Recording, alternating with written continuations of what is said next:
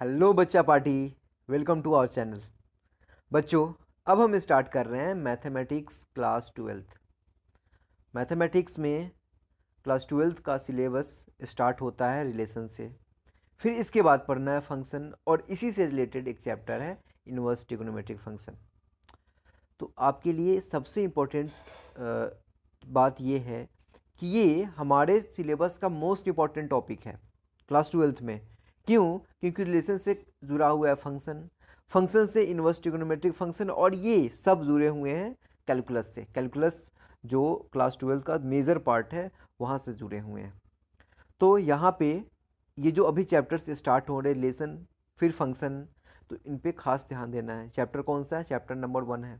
तो अच्छे से ध्यान देना है, खूब अच्छे से पढ़ाई करना है। जो डाउट है आप कमेंट करके पूछ सकते हैं, और मैं उस पर वीडियो लेक्चर्स बना के आपको एक्सप्लेन करूँगा। ओके, फिर से आपका स्वागत है रिलेशन में। तो क्लास 11th में हम पढ़ चुके हैं सेट्स के बारे में। उसी से रिलेटेड चैप्टर है। सेट क्या होता है? सेट क्या होता है सबको पता है, कलेक्शन ऑफ ऑब्जेक्ट्स और नंबर्स, ये होता है ना सेट। क्लास 11th में सब पढ़ चुके हैं। अब भाई आप तो बता नहीं सकते हैं, इसलिए मैं ही बोल दे रहा हूँ, नहीं तो ऐसे बताना होगा, आपको ध्यान में रखना होगा। सेट क्या होता है? अ कलेक्शन ऑफ ऑब्जेक्ट्स और नंबर्स। ओके, अब क्या है कि कुछ कलेक्शंस में ला रहा हूँ। देखो, फेवरेट क्रिकेटर्स का, फेवरेट एक्टर्स का, एंड नेचुरल नंबर्स का कलेक्शन क्या है। मेरे लिए फेवरेट क्रिकेटर्स का जो कलेक्शन होगा, अगर मैं तीन नाम लूँ तो मेरे लिए कुछ होगा। मैं अपने किसी फ्रेंड से पूछूं तो मे भी उसका डिफरेंट हो सकता है, उसका डिफरेंट होगा। ओके, और किसी से पूछूं, कोई थर्ड पर्सन, कोई फोर्थ पर्सन, तो सबका अलग अलग होगा फेवरेट क्रिकेटर्स का लिस्ट। अगर टॉप 3 नेम्स में पूछूं तो सबका अलग अलग नाम होगा। वैसे ही फेवरेट एक्टर्स का भी सबका अलग अलग नाम होगा। लेकिन नेचुरल नंबर्स में अलग अलग बोल सकते हैं क्या? नहीं बोल सकते हैं। नहीं, अगर बोलेंगे तो फिर आप गलत बता रहे हैं। नेचुरल नंबर्स मतलब क्या? कि वैसे नंबर्स जो 1 से स्टार्ट होते हुए इन्फिनिटी तक जाते हैं, वो नेचुरल नंबर्स हैं। तो यहाँ पे आप क्या लिख दो? धोनी, विराट कोहली और बुमराह। अगर आपके लिए ये है, किसी और के लिए कुछ और होगा। रोहित शर्मा, विराट कोहली, कुछ और, पांड्या, हार्दिक पांड्या। तो सबके लिए अलग अलग हो सकता है। फेवरेट एक्टर्स में सबके लिए अलग अलग नाम हो सकता है, लेकिन नेचुरल नंबर में सबके लिए अलग अलग हम नहीं ले सकते हैं। सबका एक ही होगा। नेचुरल नंबर का जो कलेक्शन होगा ना, वो एक ही होगा। तो ये भी कलेक्शन ही है। फेवरेट क्रिकेटर्स का भी कलेक्शन ही है, फेवरेट एक्टर्स का भी कलेक्शन ही है, और नेचुरल नंबर्स ये भी कलेक्शन ही है। सेट का डिफिनेशन है a well defined collection, not a collection. Set मतलब कि a well defined collection of objects और नंबर्स। समझ में आया? अच्छे से डिफाइन होना चाहिए। हम कुछ भी नहीं ले सकते हैं, हम अपने मन से कुछ भी नहीं ले सकते हैं। ले सकते हैं, बिल्कुल ले सकते हैं, लेकिन वो कुछ भी सबके लिए होना चाहिए। अब वेल डिफाइंड मतलब कि सबके लिए डिफाइन होना चाहिए, अच्छे से डिफाइन होना चाहिए। तो फेवरेट क्रिकेटर्स का जो सेट बना, वो एक कलेक्शन जो है वो एक सेट नहीं है। फेवरेट एक्टर्स का जो कलेक्शन है वो एक सेट नहीं है, लेकिन नेचुरल नंबर्स का जो कलेक्शन है वो एक सेट है। सबसे पहले ये समझना है। समझ में आया? अच्छे से देखो। नहीं समझ में आया? फिर से देखो क्या है। फेवरेट क्रिकेटर्स का जो कलेक्शन है वो सेट नहीं है, क्योंकि वेल डिफाइन नहीं है ना। मेरे लिए कुछ है, आपके लिए कुछ और है, आपके फ्रेंड के लिए कुछ और, आपके फ्रेंड के फ्रेंड के लिए कुछ और है। सबके सबके लिए अलग अलग है ना। तो वो वेल डिफाइन नहीं है, अच्छे से डिफाइन नहीं है। उसको डिफिनेशन क्या बनाएंगे हम? सबके लिए अलग अलग है तो क्या डिफिनेशन बना सकते हैं हम? फेवरेट एक्टर्स का मेरे लिए कुछ है, आपके लिए कुछ और हो सकता है, आपके फ्रेंड के लिए कुछ और, आपके फ्रेंड के फ्रेंड के लिए कुछ और हो सकता है। तो फेवरेट एक्टर्स का भी कुछ नहीं हो पाया। एक वेल डिफाइंड नहीं है ना, अच्छे से डिफाइंड नहीं है। लेकिन नेचुरल नंबर्स में क्या है? अच्छे से डिफाइंड है, अच्छे से वो डिफाइन है। तो जो कलेक्शन बना नेचुरल नंबर्स का, वो उसको हम बोल सकते हैं सेट। तो सबसे पहले सेट का डिफिनेशन समझ में आना चाहिए। अब आप ये सोचेंगे कि सर, आप क्लास 12 का सिलेबस स्टार्ट किए और आप बता रहे हैं सेट के बारे में, तो क्लास 11 में पढ़ना था। अरे भाई, ये बेसिक है, ये बेसिक है। सेट से फिर आगे सब जुड़ा हुआ है, आगे सेट के बारे में पढ़ना है ना। तो अगर कोई क्लास 11th में नहीं पढ़ा है सेट क्या होता है तो अभी सीख लो, क्या दिक्कत है। सेट क्या है? Well defined collection. ओके, अगर पढ़े हैं तो रिवाइज कीजिए। फिर क्या है? Cartesian product of sets. Cartesian product of sets यानी कि प्रोडक्ट करना है हमें किसका? सेट का। हाँ, जैसे मल्टीप्लाई करते हैं ना वैसे ही हमें मल्टीप्लिकेशन करना है। अब कुछ लोग बोलेंगे सर मुझे तो आता ही नहीं है मल्टीप्लिकेशन, 2 × 2 मुझे नहीं पता। नहीं, सबको पता है, क्लास 12th में साइंस लेके पढ़ रहे हो भाई तो पता तो होगा ही। कार्टेशियन प्रोडक्ट ऑफ सेट क्या है? एक सेट है 1 2 3 का। अब इतना हम डीप नहीं जाएंगे कि सेट है कि नहीं है, वो है, वेल डिफाइंड कलेक्शन है। कुछ कलेक्शन होगा वो गिवन नहीं है, लेकिन सेट ए है। ए एक हमारा सेट है 1 2 3। बी में एक्स वाई है। तो कार्टेशियन प्रोडक्ट मतलब क्या हुआ कि इसका प्रोडक्ट होगा। अब प्रोडक्ट में क्या करेंगे? 1 × x 2 × y। नहीं नहीं, ये नहीं करना है। वो ये नंबर्स का, जैसे कि 2 और 3 का प्रोडक्ट कितना होता है? 6 होता है। तो ये नंबर्स का प्रोडक्ट है, लेकिन यहाँ पे ये सेट है, डिफरेंट है, डिफरेंस है दोनों में। दोनों में डिफरेंस है। तो क्या हुआ? देखो 1x, फिर से देखो, फिर से देखो, फिर से देखो, क्या ये 1x 1y 2x 2y 3x 3y, यही चीज़ लिखा हुआ है, यही चीज़ लिखा हुआ है। देखो 1x 1y 2x 2y 3x 3y, यही चीज़ है ना। देखो भाई यही है ना, हाँ यही है। A × B यानी कि प्रोडक्ट तो किए हम, लेकिन वो भी एक सेट आ रहा है। ये जो प्रोडक्ट हम किए ना वो भी एक सेट ही है। मतलब अब जो भी होने वाला है ना वो सेट है। कार्टेशियन प्रोडक्ट किए हम, लेकिन कार्टेशियन प्रोडक्ट में क्या एक सेट आया? कार्टेशियन प्रोडक्ट भी एक सेट ही है, लेकिन बस डिफरेंस है कि वो प्रोडक्ट है, दो सेट का प्रोडक्ट है। कार्टेशियन प्रोडक्ट बस यही होता है, बस यही सिंपल सा चीज़ है कि A × B लेना है तो फर्स्ट एलिमेंट जो पेयर बनाना हमारा 1x एक पेयर है, 1y एक पेयर है, 2x एक पेयर है, 2y एक पेयर है, आगे भी जो 3x 3y पेयर्स हैं। तो क्या है?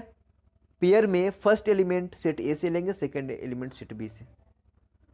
फर्स्ट एलिमेंट सेट 1 से सेट ए से लेंगे, सेकंड एलिमेंट सेट बी से लेंगे, बस यही करना है। अगर A × B करना है तो, अगर B × A करेंगे तो क्या होगा?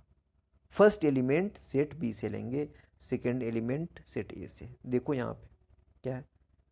x1 x2 x3 y1 y2 y3। तो फर्स्ट एलिमेंट हम सेट ए से ले रहे हैं, नहीं बी से ले रहे हैं। अरे देखो भाई, देखो, set first element set B से ले रहे हैं, सेकंड एलिमेंट सेट ए से, फर्स्ट एलिमेंट सेट बी से, तो B × A है ना। तो ये है हमारा पैटर्न। अगर A × B करना है तो फर्स्ट एलिमेंट सेट ए से, सेकंड एलिमेंट सेट बी से। B × A करना है तो फर्स्ट एलिमेंट सेट बी से, सेकंड एलिमेंट सेट ए से। समझ आ रहा ना? ये पैटर्न तो देख रहे हो ना, दिख रहा है सामने, तो दिख रहा है। नहीं दिख रहे हो, नहीं दिख पा रहे हैं, नहीं दिख पा रहा है तो चश्मा लगाओ, चश्मा लगा के देखो। ओके, क्या है अब? इसके बाद का हमारा टॉपिक है ordered pair. Ordered pair, pair क्या है? A pair of Cartesian product A × B। एक कार्टेशियन प्रोडक्ट है ना, इतना सारा कार्टेशियन प्रोडक्ट है, ये पूरा का पूरा कार्टेशियन प्रोडक्ट है। तो कार्टेशियन प्रोडक्ट का एक pair is called ordered pair if first element of pair, pair का first element is from set A and the second element of pair is from set B. Ordered pair यही होता है। क्या है? ये जो पेयर बना ना हमारा ऑर्डर्ड पेयर है, A × B में फर्स्ट एलिमेंट सेट ए से है, सेकेंड एलिमेंट सेट बी से, फर्स्ट एलिमेंट सेट ए से है, सेकेंड एलिमेंट सेट बी से। तो ए है ना, तो ए का पहले होगा, बी बाद में है तो बी का बाद में होगा, ए पहले है तो ए का पहले, बी का बाद में, है ना। देखो देखो, सेट ए सेट बी देखो ना, अभी तो दिखाया था मैं 1 2 3 है, यहाँ भी XY है। तो बस यही चीज़ है, ऑर्डर्ड पेयर इसी चीज़ को बोलते हैं कि A × B है, मतलब कि फर्स्ट एलिमेंट, पेयर का फर्स्ट एलिमेंट सेट ए से होगा, सेकेंड एलिमेंट सेट बी से होगा, यही चीज़। अब इतना तो बेसिक था, ये क्लास 11th का पार्ट का था। अब थोड़ा हम देख लेते हैं क्लास 12th। अब इंट्रोडक्शन पढ़ ही लेते हैं, अब आगे हैं तो इंट्रोडक्शन पढ़ लेते हैं। क्या है रिलेशन? क्या होता है? क्या होता है? कार्टेशियन प्रोडक्ट में से कुछ पेयर्स को बाहर निकाल लिए और वो हमारा रिलेशन हो गया। मे बी कार्टेशियन प्रोडक्ट पूरा भी रिलेशन के अंदर आ सकता है, तो अब कैसे पहचानेंगे? कुछ कंडीशन होगा। क्या? Let A and B be two sets, वही कंडीशन है, वही कहानी है, ए और बी दो सेट है।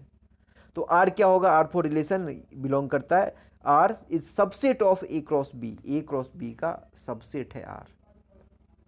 ठीक है, नहीं समझ में आया ना? नहीं आएगा समझ में, चलो एग्जांपल ले लेते हैं। नहीं आएगा समझ में, ऐसे लिखने से नहीं होता।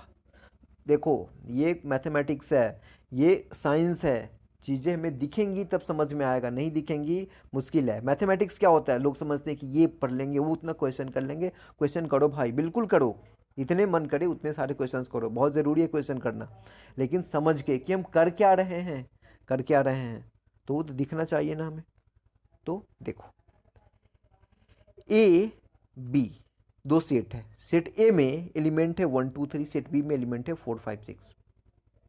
तो ए क्रॉस बी क्या है? 1 4 1 5 1 6, फिर 2 4 2 5 2 6, फिर 3 4 3 5 3 6। ओके, अब क्या है? ये हमारा कार्टेशियन प्रोडक्ट हो गया। अब एक रिलेशन है R, relation R, relation R है, वेट, हाँ, रिलेशन आर है A B such that B is equals to A plus 3, B is equals to A plus 3।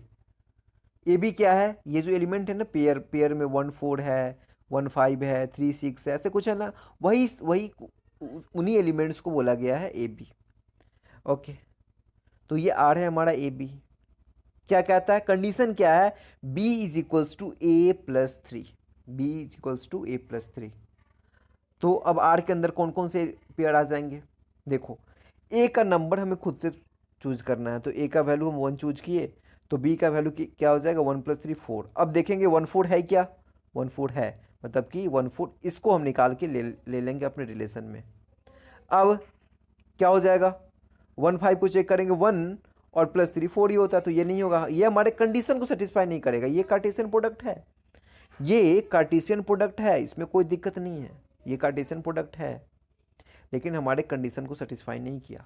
ये जो हमारा कंडीशन है ना, B is equals to A plus 3 को satisfy नहीं कर रहा है, 1 6 भी नहीं कर रहा है, 2 4 भी नहीं कर रहा है। 2 प्लस 3 5 होता है, लेकिन 2 4 है, लेकिन यहाँ पे 2 प्लस 3 5 है। देखो देखो है यहाँ पे 2 प्लस 3 5 है। ठीक है, 2 6, ये हमारे कंडीशन को सेटिस्फाई नहीं कर रहा है। 2 प्लस 3 5 होता है, लेकिन 6 हो गया। 3 प्लस 4 नहीं, 3 प्लस 3 6 होता है, लेकिन ये 4 ही है। 3 प्लस 5 तो सॉरी 3 प्लस 3 6 होता है, लेकिन 5 है, नहीं, कंडीशन को सेटिस्फाई कर रहा है। 3 6, 3 6 में क्या करेंगे? 3 प्लस 3 6, ये कंडीशन को सेटिस्फाई कर रहा है। मतलब कि b is equals to A plus 3, जो पेयर्स है ना, पेयर्स है, जो पेयर हमारे कंडीशन को सेटिस्फाई कर देगा वो हमारे रिलेशन में आ जाएगा। तो कौन कौन सा किया था? 1 4 कर रहा है, 2 5 कर रहा है, और 3 6 कर रहा है। तो रिलेशन में आ गया 1 4 2 5 3 6। जो रिलेशन है ना आपका आपकी गर्लफ्रेंड से, हाँ, इन देखो जैसे ही रिलेशन बाकी सब भी होते हैं, लेकिन जैसे रिलेशन नाम आता है ना, आई एम इन रिलेशनशिप, जैसे ही डालते हैं ना फेसबुक पे कॉम्प्लिकेटेड रिलेशनशिप, तो वही चीज़ें हैं, ये भी कॉम्प्लिकेटेड है। कॉम्प्लिकेटेड कैसा है? कंडीशन आ गया इसमें, जैसे आपका फेसबुक वाला रिलेशनशिप है, वैसे ये कंडीशन वाला रिलेशनशिप है। B is equals to A plus 3, तो 1 4 2 5 3 6, बस यही यही चीज़ है। इतना आसान है कि एक कार्टेशियन प्रोडक्ट है, ये कार्टेशियन प्रोडक्ट है, कार्टेशियन प्रोडक्ट से एलिमेंट्स को निकाल लेना है, कार्टेशियन प्रोडक्ट से एलिमेंट्स को निकाल, अच्छा ये 1 नहीं समझ लेना, ये ब्रैकेट है। ओके, कार्टेशियन प्रोडक्ट से एलिमेंट्स को निकाल लेना है, और वही रिलेशन आ गया। ओके, बस यही था, ये इंट्रोडक्शन है। और एलिमेंट्स को निकालना है कैसे? कंडीशन को फॉलो करना चाहिए, तो कंडीशन को फॉलो कर रहा है, ये 1 4। ओके, तो क्या है, अभी बेसिक था। नेक्स्ट लेक्चर में हम इस पे क्वेश्चंस करेंगे, फिर टाइप्स ऑफ रिलेशंस पढ़ेंगे, और फिर आगे हमारा रिलेशन चैप्टर कंप्लीट होगा। मेन चैप्टर है हमारा फंक्शन, तो अभी इतना पढ़ो, इसको ध्यान में रखो, सेट्स, कार्टेशियन प्रोडक्ट, रिलेशन का इंट्रोडक्शन समझो, और कुछ क्वेश्चंस करो, बेसिक क्वेश्चंस हैं, मैं बाकी JEE Mains, JEE advance level के क्वेश्चंस कराऊंगा, उसके लिए सोचना नहीं है। लेकिन अभी के क्वेश्चंस है वो ये बेसिक है। देखो डायरेक्ट तुम जेई में जी एडवांस के क्वेश्चंस नहीं कर सकते हो, एग्जाम पॉइंट ऑफ व्यू से पढ़ने की ज़रूरत नहीं है, नॉलेज के लिए पढ़ो, सारा एग्जाम क्लियर होगा तुम्हारा। ओके ठीक है, मिलते हैं नेक्स्ट लेक्चर में।